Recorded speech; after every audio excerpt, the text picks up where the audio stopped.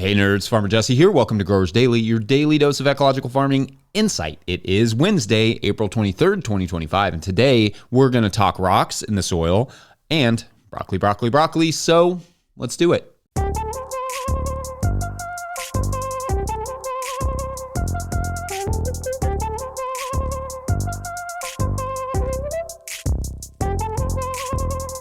All right, well, happy Wednesday, everyone. I hope your week is going swell. Apparently, yesterday was Earth Day, which I did not mention because I was not aware of it. And also, my job is Earth Day. But I guess I celebrated by getting some more lettuce in the ground, as well as some squash and zucchini in the field. Now, I do not recommend planting these before a frost in general, but we've got plenty of row cover, so I'm not too worried about that. I also planted some sunflowers in there with those summer squashes, but that's not something I've tried before or am recommending. Just something that I thought might be worth a shot. Had some sunflowers ready. Why not? My guess is that the squash will ultimately outrun these particular sunflowers, but you never know. And since the pressure is off this year to achieve the highest level of production on my farm that I can, I'm going to play a bit more than I have in the past few years. It's going to be a mess. But I also learned some things that I will share with you. So I guess make sure you're subscribed so you can be like, what did he plant with those sweet potatoes there? Anyway, so today we're doing another crop breakdown, and I figured that we should finally get to broccoli. Brassicas in general have been a little neglected in the show so far, so let's change that. I will say, although I will save later shows for things like Romanesco and cauliflower, the steps are largely the same, except you can, if you want, blanch cauliflower, if you want to make it really white. We'll talk about that another time. Now, I will say we don't grow a ton of broccoli because it's not the most profitable crop in our world. The reason being that you only get one head per plant most of the time. With varieties like DeCicco will give you like a lot of little heads after that first main head. But anyway, plus it takes up a lot of space, and frankly, it's hard to charge what broccoli is actually worth. It's also a very hungry crop with a lot of pests and diseases that absolutely go bananas for broccoli, which is also coincidentally the name of my improv speed eating troupe. But anyway, broccoli is a chef and market favorite, and it's delicious, so there are reasons to grow it. So let's just go through a few of the varieties to start and how I like to use them. I like the shorter day variety broccolis most in our region, like 60 days to maturity range, just because the heat comes on really fast here in Kentucky. It will be like nearly 90 degrees next week already, or 32.2 Celsius, and could very easily stay that way through the summer. So basically, the shorter day varieties are easier in the spring for us because they grow fast and head fast in the spring before the heat really sets in, and can go in slightly later in the summer, like in mid-August, or instead of say like July for those sort of 70-day crops. And I should say, although I have nothing to immediately back this up, it seems like there are significantly more shorter day broccoli varieties than there used to be a decade ago, which is interesting and also kind of convenient. But I digress. For the spring, I mentioned DeCicco, which is a good one for like one small head and several shoots that follow. That grows pretty fast. I think that first head is in like 55 or 60 days. But it's not going to give you that single large broccoli head you may be expecting or wanting. Eastern Magic and Monty are also faster in production. Will give you one like main, slightly larger head than that DeCicco head. For this fall, or if you have a cooler summer, I like Bellstar as well as a classic, relatively easy to grow broccoli. I also like Imperial, which is a bit more on the heat tolerant side. Slightly longer day. There are quite a few out there that to try as well, and the advantage to the longer season broccolis is that the flavor is often better, which is true of most longer season crops, plus potentially a higher yield in terms of weight. Additionally, I like the one-cut crops like these to be able to spread out the harvest a little bit. So in other words, like you're harvesting the shorter season varieties first, then the middle season, the ones that are maybe you're like doing the 60-day ones, then the 65-day ones, and then the 70-day ones, like spreading out that harvest. And you will remember I kind of do that same thing with things like carrots, where I plant the shorter day ones and the longer day ones at the same time. So I start broccoli in the equivalent of a 72 cell tray. So like, I don't know, roughly 1.5 by 1.5 inch blocks. They are slow to grow, and I will have to keep them in the greenhouse for quite a while. They germinate best at like 77 degrees Fahrenheit, which is like 25 Celsius. And they do that in about 3-4-ish days. In the summer, if I'm growing fall broccoli, I will definitely cover the seedlings as they grow with insect netting to protect from their many fans. And by fans, I mean pests. Even in the tray, they are a target, or maybe even more so in the tray, especially for things like aphids, flea beetles, and sometimes cabbage moths. I like to grow them out to a pretty large stage, so some fertility may be necessary to keep them growing vigorously for several weeks in the greenhouse, like fish hydrolysate. I don't give you recommendations on the amounts of fish hydrolysate because the recommendations are generally just right on the product itself, so follow that. All right, so that's a start. And in segment 3, I will talk about soil preparation and planting and harvesting and cooling them down quick, because that is critical. But first, let's rock.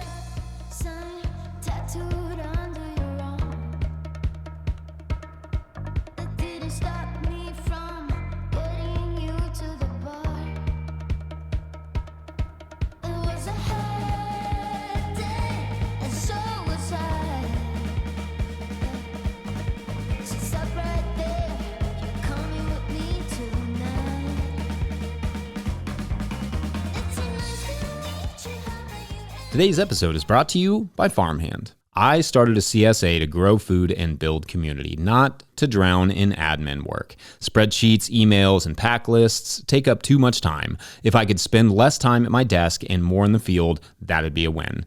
Enter Farmhand. Farmhand automates billing, newsletters, websites, and member support, saving CSA farmers 20 plus hours a week. Focus on farming, not paperwork. See how Farmhand can help. Book a one-on-one demo with founder Ari at farmhand.partners/no-till. That's farmhand.partners/no-till. All right, back to the show. If you, the listener, are enjoying this content, getting even a small amount of value from it, consider supporting our work over at patreon.com/no-till-growers. I will try to get to questions from everywhere that questions come in, but I will always get to your Patreon questions. Now, today's Patreon question comes from Patreon member Norskgard Farm, who writes, quote, "Hey Jesse, I wanted to share my dilemma. We are converting an old hayfield, 1830 house was built, with good soil, but oh man, a ton of small shale stone. I could not get a spade into the soil, and when I used a drill with an auger attachment to take samples, it injured my wrist as the auger was stopped by the stones. I tilled 6 30-foot by 100-foot beds, killed the hay, and then used a backhoe to dig down 12 inches to loosen things up. I sifted a small portion by hand and felt like I was knocking on death's door. Smiley face emoji. We planted garlic, amended that area, and it is coming up nicely. So now I believe the next step is to trummel the soil for the beds, not paths between the beds, digging again with a tractor, remove rocks to 3/4 of an inch, replace, then amend the remaining soil. I'm committed to this. I considered adding soil on top of existing soil, but that was cost prohibitive and I could not confirm the quality of the soil. I feel this is a necessary baseline requirement for manageable no-till, and from trummel forward, mostly handwork and tilter. I also see around 20 to 25% volume loss with the shale removal. There is that much, they emphasize. So for carrots, this may still not be deep enough. Still, good clean soil. We tested for pesticides, excellent results, and I don't want to lose that. Brother, what am I missing? Probably a spine replacement. Maybe a lobotomy? Another emoji?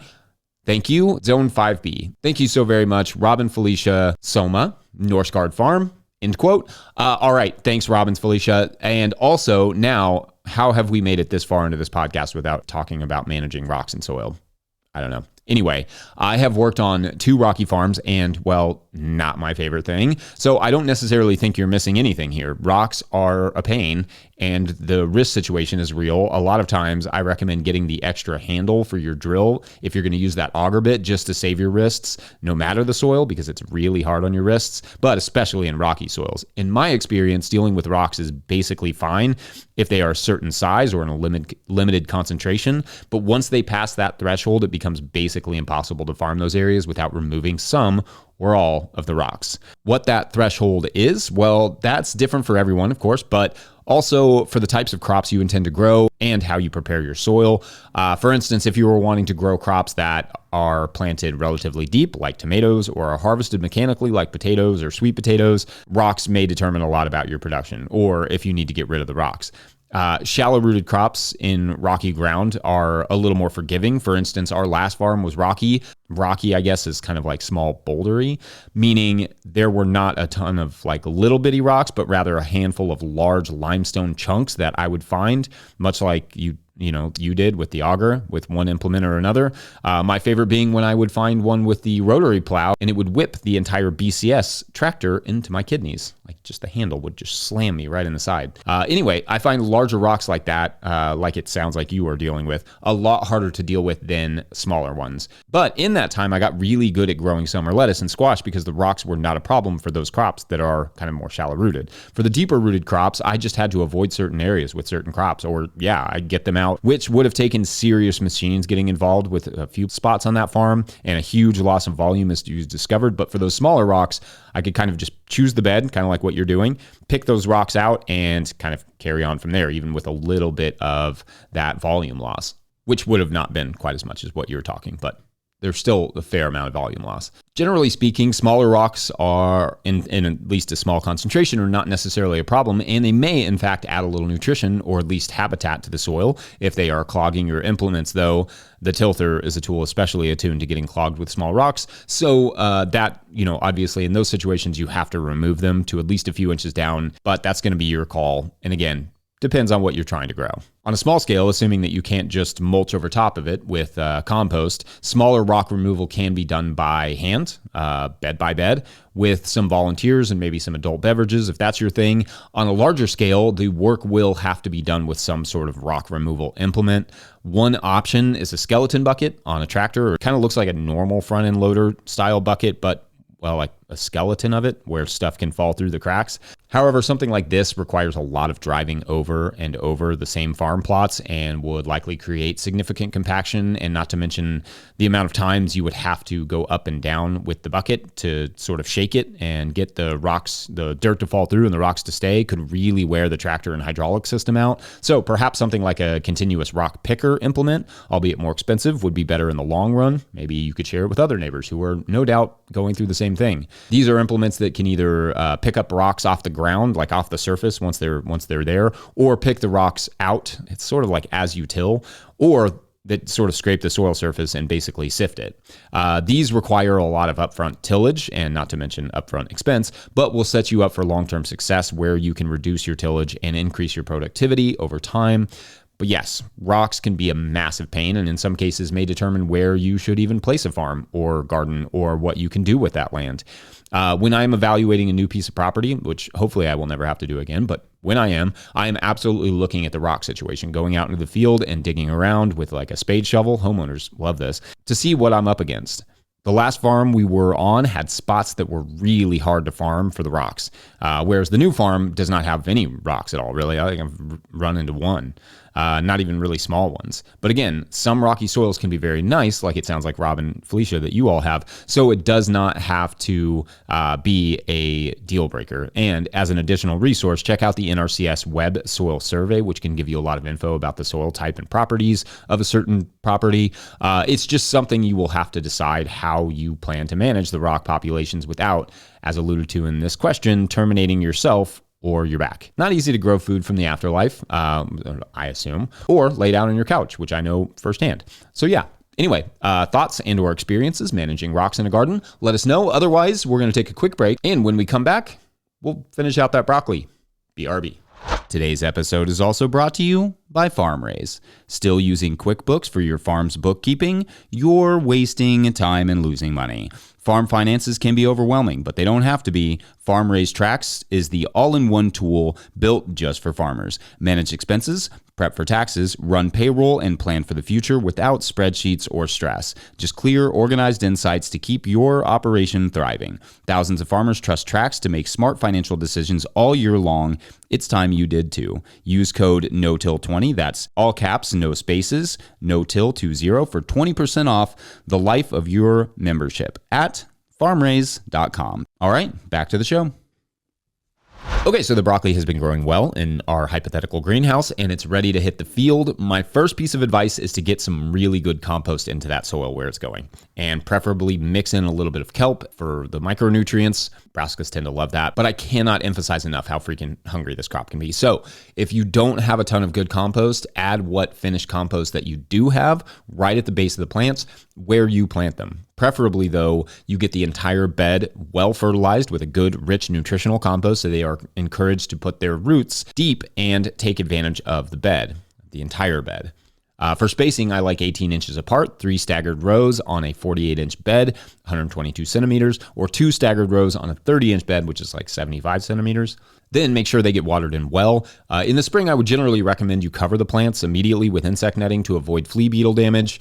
Though I find in healthy soils, they will mostly get through that issue with relative speed. However, pests like cabbage butterflies are not usually out until mid-May or early June. So just covering with insect netting from the jump can help a little bit with things like aphids, but definitely with flea beetles. And then later with those cabbage worms. Naturally, planting them into healthy soil that's warm will generally lead to the more vigorous growth they need to outrun those early pests. Also, I should say, wait to plant until after that last chance of frost if you can, or plan to protect them from the cold really well. If young broccoli gets frosted, they will survive, but they can do what we have always called buttoning up, meaning that they will start to form a really, really small head at a really small size. They'll do that early, and then you'll never really get a large broccoli off of it. That spread out spacing in rich soil at least does allow for a little interplanting with lettuce, which is a nice way to maximize the profitability of a bed because, again, broccoli is lower on the whole making money or good use of space side of things, the good use of space side of things if you're growing at home. Now, make sure the beds stay well moistened throughout their life. Drip tape works really well for this with broccoli, but overhead watering can be fine as long as you do it in heavy doses and kind of just not keep the leaves too wet all the time because moisture leads to disease, which also loves broccoli. Use insect netting for general preemptive pest protection, and many growers, including ourselves, will use Bacillus thuringiensis BT as a treatment for things like cabbage worms.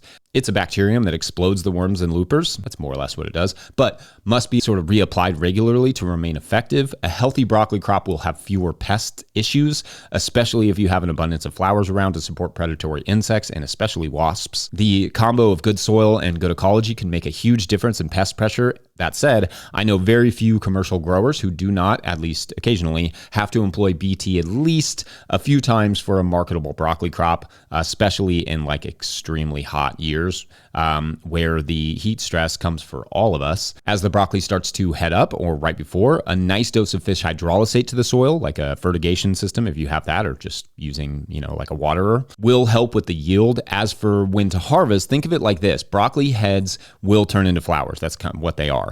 And so you want to harvest when all the buds are still nicely packed together, but before they start to spread and turn yellow. This timing can be tough, and there is no easy rule of thumb to maximize the yield. It just takes some experience with each variety to know when it's roughly at its peak. But you do want to generally harvest it when you can see the tiny buds, but before they begin to open up. Then, and this is critical, cool the heads down extremely fast to extend its shelf life. Broccoli wants nothing more than to just rot once it's harvested, so you have to cool it down, preferably in ice water, but cold water will work as well. It's just not as good as ice water. Then keep it in the cooler until you are ready to sell or eat it.